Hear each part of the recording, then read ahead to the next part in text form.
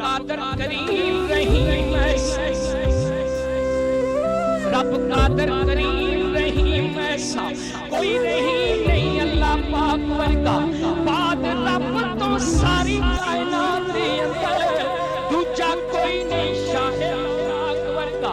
ते दुनियादारी दे सारे रिश्तियां विच कोई साथ नहीं, मां दे